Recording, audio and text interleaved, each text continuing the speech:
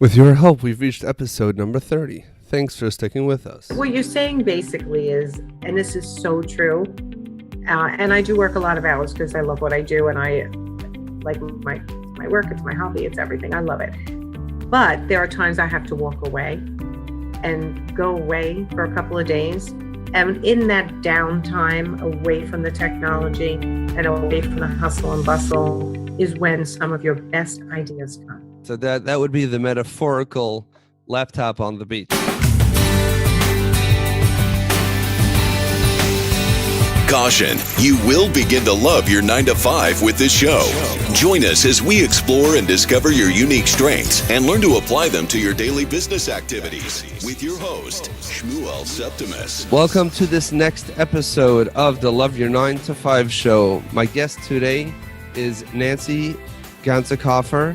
Nancy, welcome to the show. And if you don't mind, if you can tell the audience a little bit about yourself personally, and a little bit about your professional successes, which are, they go over a whole broad range of industries, that maybe you can tell us exactly how you started from your early days to where you are right now. I'd be happy to. Thank you so much for having me here. I love this topic of being happy with your 9 to 5. It's really so important, and it's always been really important to me. So I have quite a lengthy background, but I'm going to try to condense it for your listeners and just kind of give you the highlights and a little bit of the lowlights, which happens to all of us as well. So I started after college working for a bank. I think I started out being a collector, right? People being past due on their credit cards. Over 10 years, I moved up quickly to assistant supervisor, manager, and by the end of my 10th year in that career, I was the first vice president of a mortgage servicing department, running 3 departments of 50 people each and having vice presidents under me. I really loved the corporate world. I was really one of those corporate geeks. Like, loved putting a suit on, loved going to work. But at around the 8-year mark, wasn't as fun because I had a baby. And I was bringing this poor child to daycare every single day in my building. And my baby was not happy. It cried a lot, didn't like being in daycare, and that started causing me a lot of anxiety. So when I got pregnant with my second, I actually decided to take a package and leave the bank. And I tried to do the stay-at-home mom thing, now with 2 young, 2-year-old and an infant. And that worked okay for a while, but I started finding I was getting antsy. Like, I needed adult interaction. I wanted to do something different. I wanted, when my husband came home at night, for me to be able to go and do something. So I decided to get back in shape and to start maybe a new career. I went back to a university. So that was about a 6-month program. I felt like I was going to be a doctor. It was like crazy physiology and physiology, all kinds of stuff. I'm like, I never even knew what this stuff meant. But it was great. When I came out, I was in great shape. I actually was hired by that organization to train the next level of personal trainers. I also worked out of New York Sports and Fitness Club, training men and women. And I created a gym in my basement. So while I was home with the kids, I could have other moms over who I met in play groups, and I could train them. And they did pay me to do that. It took a little longer than an hour sometimes with the kids around, but we got it done. And that was a really great time in my life. I felt like I was a good mom, home with my kids, and also helping other people, which is one thing I always like to do. Trying to get the balance, back into your life. That's what it sounds like. Always trying to get balance back in my life. That was probably always my greatest struggle. So that was a good pickup. And then I got pregnant with my third, and he was born with a heart anomaly. It was called transposition of the great vessels. It was pretty serious. He made it through open heart surgery at 5 days old, but he was quarantined for years.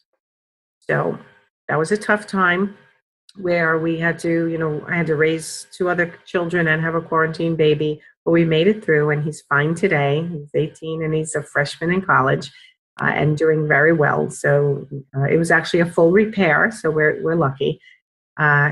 But after he went back to school, I thought, okay, what's my next step, right?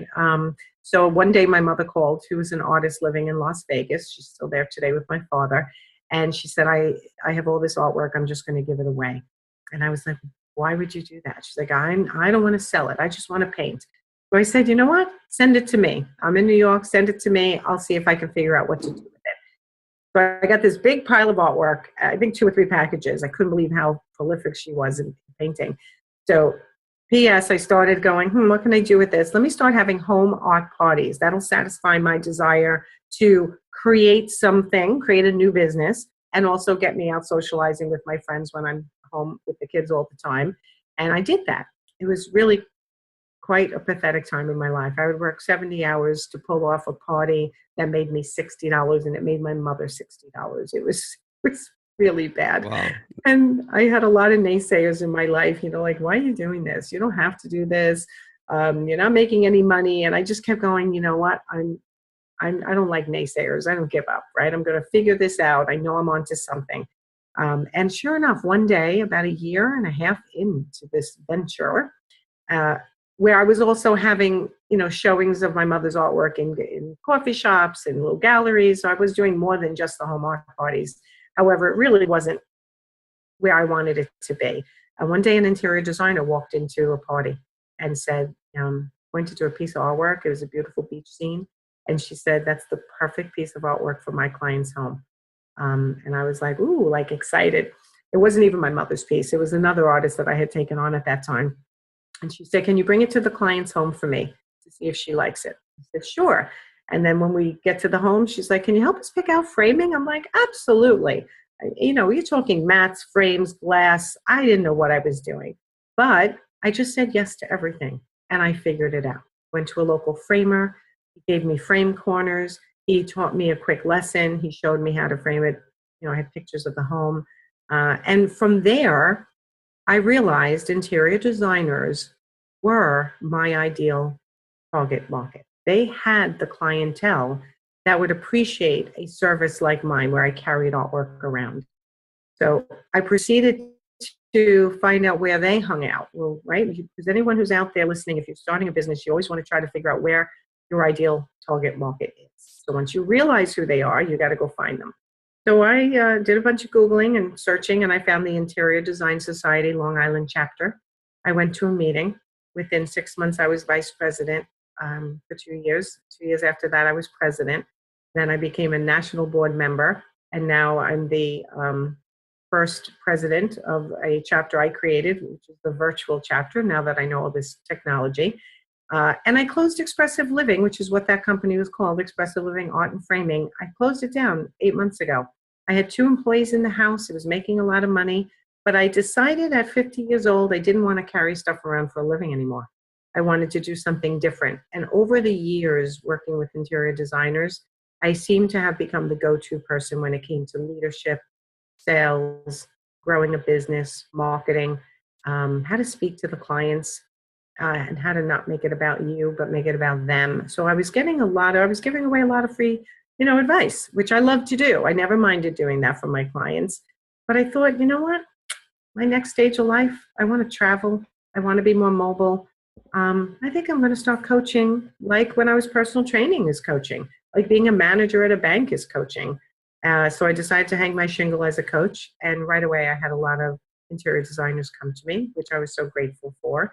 And now I closed it down. It's 2 years and 4 months in, and I'm doing very, very well as a coach. I have clients all over. Wow. So that is quite an array of jobs that you've had and positions that you've had. And, as we're trying to string this all together, or I'm sure you've had time to observe and live through this, but, mortgages, artwork, personal training, networking, and then, moving on to the world of technology, this is definitely, you can't say that there's a particular industry of any of these that was the right one. What do you think, in your opinion, was the thing that kind of led you to each step as you were moving along? I mean, one thing for sure is I love to coach people. I love to teach people. And I'm a believer in leading your own life to where you want it to go. And it does morph and change, kind of like an artist's life, right? It doesn't always end up, you don't start out the way you always end up. You learn a lot in your journey. And everything that I had before coaching led me up to coaching. And I'm finally in the space where I know I'm meant to be. I coach all types of creative entrepreneurs. I coach other coaches. I coach web designers, I coach interior designers, I coach men, I coach women on how to go after the life they really want and fight through the fear and learn what they need to learn in order to make it successful. So there's lots that goes into it. It's not an easy path. And I'm not the coach who's going to say, oh, hire me and in a year you'll be making millions. It's not the way it is, right? It's hard work. It's Mm-hmm. learning along the way, personal growth and business lessons. And I love what I do. I get to grow businesses every day with other people and then watch them be successful and start again with somebody else, right? It's what I've done, right? Start and stop and start and stop. So now I get to do it with other people and help them do it. Awesome. So there's so many points that I want to focus on. I don't know if we'll get to all of them today, but the first and foremost is, I speak to people about, what were they passionate about? And in order to love your 9 to 5, in order to love whatever your job is, you first have to define what it is that you like doing. And, that itself, some people don't even allow themselves to think along those lines. Yes. But what you said something amazing. People assume that passion is this high, lofty mountain somewhere where they have to trek up and go high up on this, dangerous, treacherous mountain. When they come on top, there'll be this golden palace Right. called passion, and that's where they will reside until death do us depart.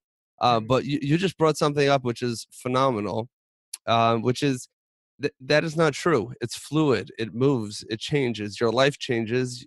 We live in life stages.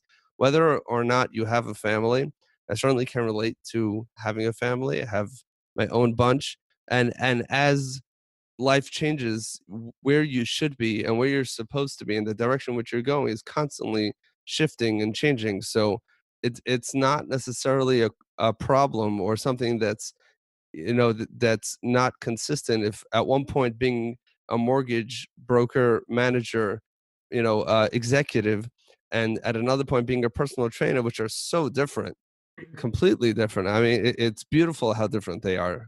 And then moving on to artwork and moving on to being frustrated by watching others in the art industry, some of the creatives who are not necessarily in tune, with the dollars and cents and systems and networking and marketing or marketing, of the of their products.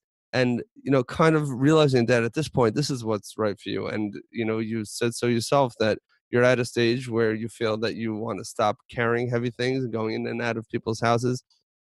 And now it makes sense for you to kind of, now you're setting up your stage that this is where I should be. I mean, that is something which it can be so encouraging for people who feel like this passion is this elusive thing. It's not, you do 10 steps, you're there, then just wait there for the rest of your life. And truth be told, I don't know if you're thinking along this way. I don't know if this will be your last stop.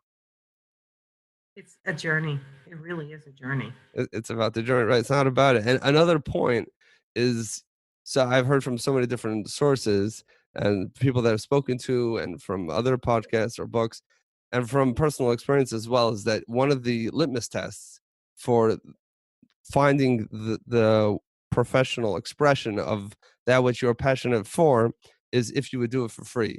And you pointed out that in hindsight that you've been giving advice and you've been coaching people since your very first job, and probably even before that, if you My think whole back to your life. childhood, your whole life. Right. I mean, you mentioned, that, your parents said if you would stop talking, you would get yourself some good grades finally. But ultimately, Yeah, I that mean, that was the thing I was always in trouble for talking too much. And in my group of friends, I was the person people went to for advice, right? So sometimes I tell people when they go, well, I just don't know what my passion is. I don't know what I enjoy doing. I'm not sure. It's hard to figure out.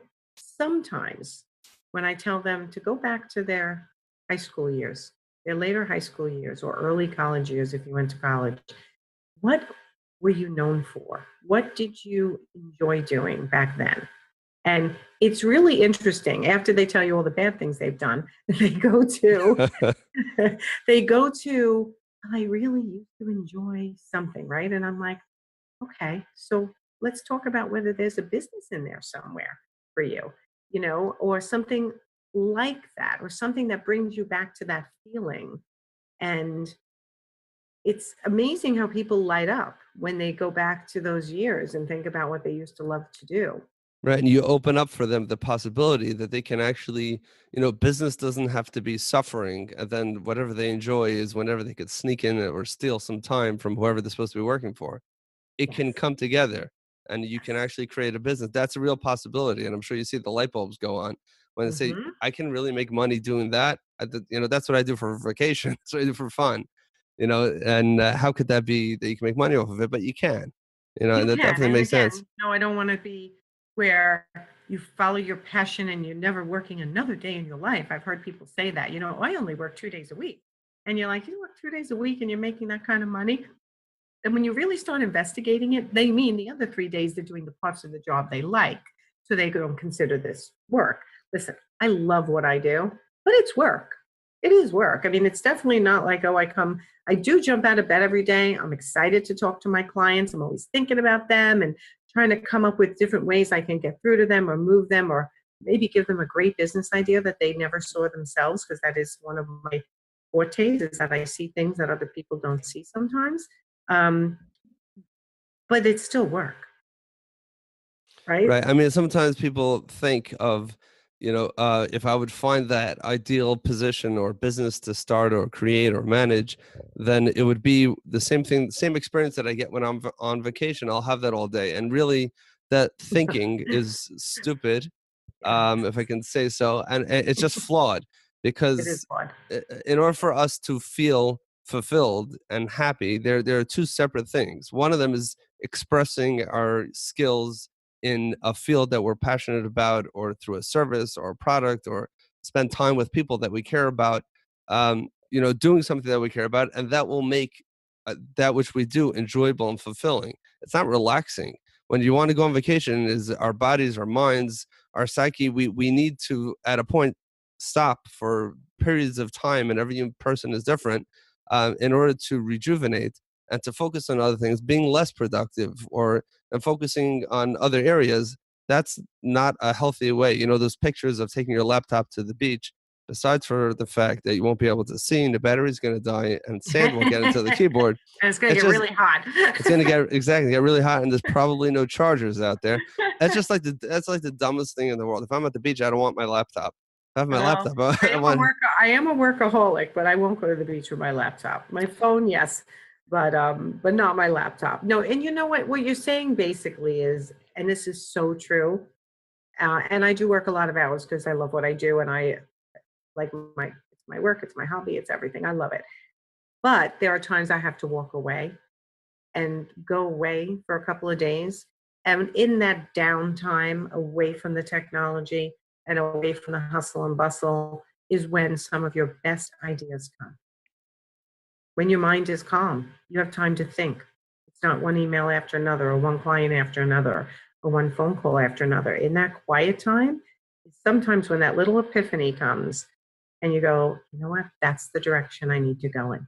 Just being quiet with yourself is often exactly what you need. So that would be the metaphorical laptop on the beach. No laptop on the beach. Metaphorical, because Yes. when you're Your brain. physically on the beach and your brain is in a little bit more of a calm space, you're utilizing that temporary relaxed state of mind to come up with new ideas, which is something that should occur naturally. Obviously, you can't force that, or nothing would happen. Another excuse people give is the technology, regardless of somebody's age, when you adapting to the world around us, where so much of, I mean, your business is now exclusively online, and like you said earlier, that you're not one of those technology people, and you're also not 18 or 14 when when you're supposed to learn all this stuff and become gurus at it. But you Right. knew this was the direction you needed to go in. You knew this made sense, and like, you can do this if you can run a mortgage company, even if you're 60 or you're set, which you're not, or 70. But there are I'm people who 53. Thank you very much. I didn't ask. I'm proud But of my age. But the point is that it doesn't matter. A lot of it is a mindset. People say, "Oh, that's stuff." People put a line in the sand. Like for some people, it's the fax machine that they'll never understand. How does the paper go through the wire? Doesn't make any sense. And for them, anytime I don't fax. Now, obviously, that's an extreme example, and people actually are like that. Oh But if yeah, you can, people are like that. That's not that extreme. Yeah, yeah, people say that. I don't do that. I don't know how to do that. I yeah, don't want to learn how to do that. And you know what that is? That's a growth. That's a growth mindset person who says, "How can I figure out?" versus a stuck mindset, right? Someone who's yeah, not willing to say, "How can I?" They just say, "I don't do that." exactly. I mean, another point I want to go back to also is when you are in your client's bathroom holding out the piece of artwork, and the interior decorator is asking you, "Can you frame this?"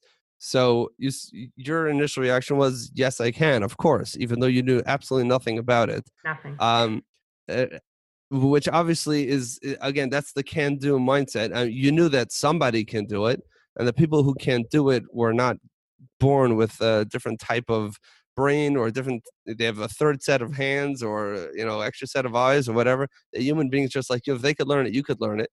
You may never be as good as them, but if one person wants it framed, you can figure it out, or you could pay someone to do it.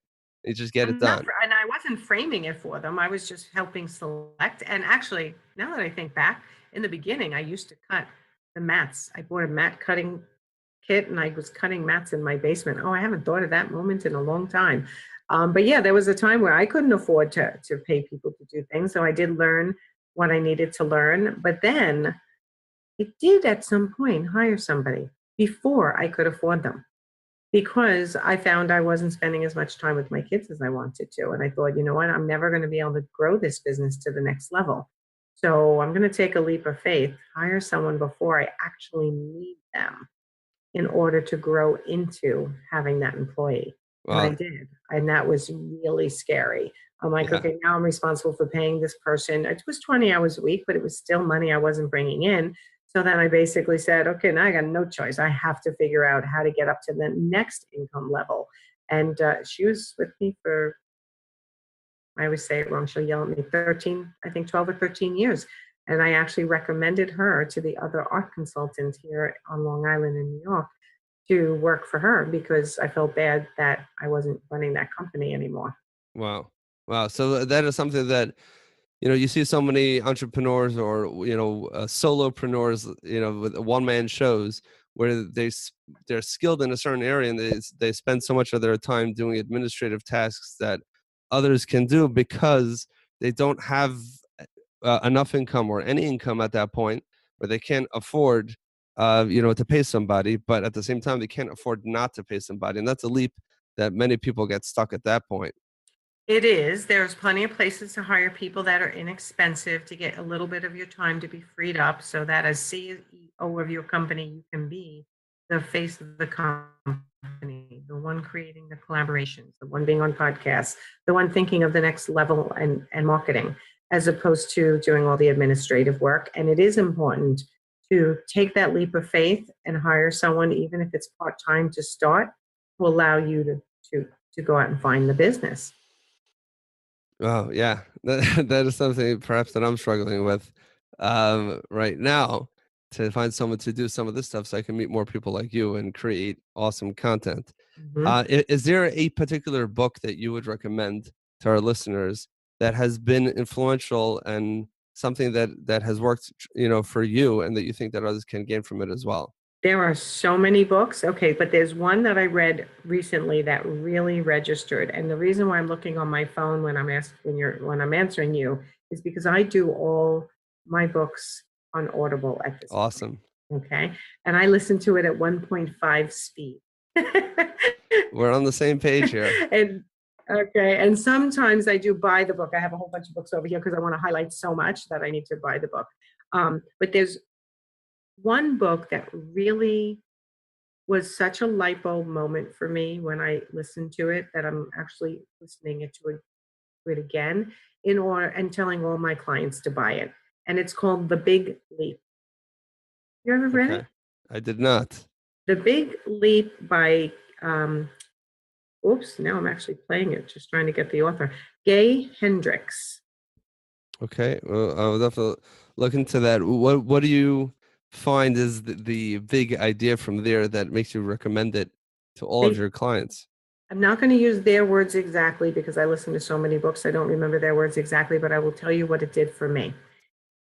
It made me realize that there are points in my life where I stop myself from being too happy or too prosperous financially because of things that I hold in my heart from my past or from my current.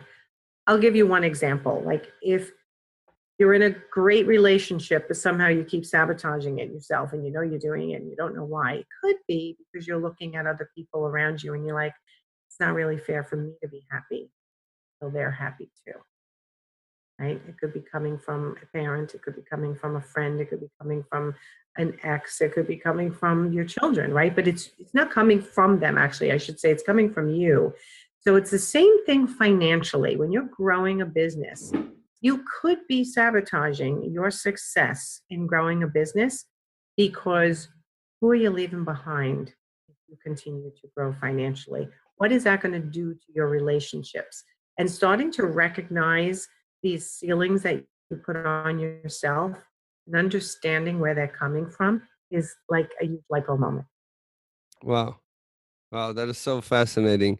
Basically, we have to get out of our own way, um, but in a much deeper way by kind of getting over those self-limiting beliefs. Again, I didn't read the book, and I'm looking forward to reading it on You're gonna Audible. like it.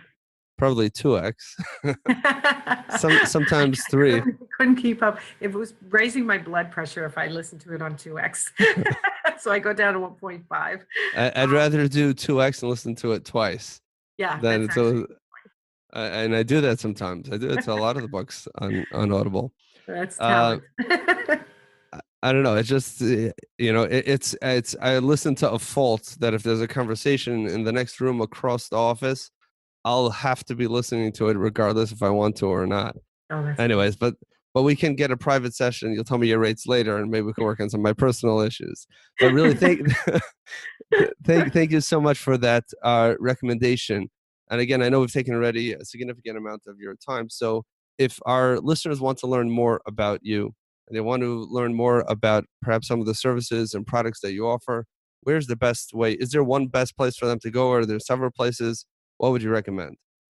I would say I'd love to have them in my Facebook group. I call it Actionable Entrepreneurs, and they can actually get to it. I bought the URL, which is a little trick. So it's actionableentrepreneurs.com, and it actually takes you into my private Facebook group. You know, ask to come in. I just ask what you do for a living, and I bring you in, and I go live almost every day there to help everyone take action and get past things that are, get past their fears, get past their blocks, and give solid tips on growing their businesses. And of course, they can find me on my website, which is my name, Ganzekaufer.com. So I don't know if you have show notes, but hopefully you will, and that'll We show will. there. We will definitely link up to it in the show notes, and I will not make everybody remember it now, especially if they're driving. They should not be stopping to write it down. They'll just be able to check out the show notes at schmollseptimus.com and also on iTunes and wherever they are downloading the podcast from. It will be available there as well. Okay, excellent. Any final tip before we let you go for someone who is struggling to find the right job or to start the right business, and they just wherever they are, they don't either recognize the need or haven't yet defined their passion? Is there any final tip that you would give them before we let you go today? You know, I feel like it's so canned, but it's really true. Hire a coach.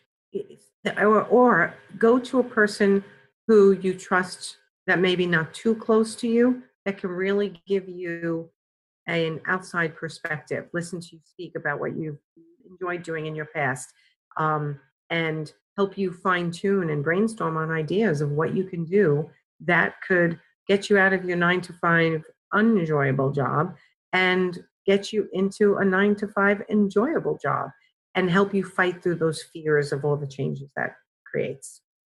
Awesome. I know that is true. It does sound a little bit canned, but No, but but it's the truth, true. it is true. I've Doesn't have tried to it be me, myself. but it's and it really doesn't. You have to connect with the person But like I said, there are people who do this without charging. And usually it is somebody you could find someone in your circle or the next circle out, and you just become accountability partners to each other. You just support each other and you create your own little mastermind. So that's possible too. You don't always have to pay somebody to get yourself to the next level. Awesome. Thank you so much, Nancy, for giving us some of your time today. There was so much in there that I'm sure our listeners will be able to gain from tremendously. And again, any of the resources or tools or links that you mentioned, that either of us mentioned throughout this episode, will be in the show notes. So thank you so much for coming on. Thanks for having me. I appreciate it. Well, there you have it. What a wonderful episode with Nancy. And of course, as mentioned, all the links will be in the show notes.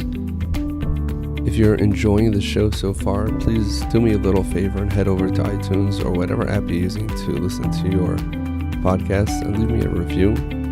That will definitely help the show grow. Thank you. And until next time, go out there and be your true self and stop worrying about what anybody else says.